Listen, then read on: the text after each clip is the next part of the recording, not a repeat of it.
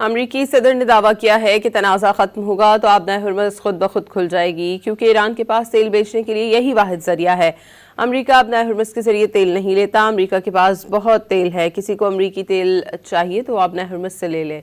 अमरीकी सदर ने यह दावा भी किया कि ईरान बुनियादी तौर पर मुकम्मल तबाह हो चुका। अमरीका और मशरिक़ वस्ता के लिए अब मज़ीद कोई ख़तरा नहीं रहा। Iran has been essentially decimated. The hard part is done, so it should be easy.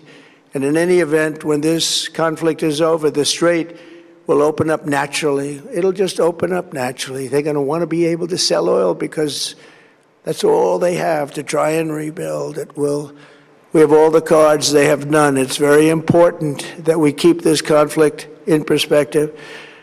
We are in this military operation, so powerful, so brilliant, against one of the most powerful countries for 32 days.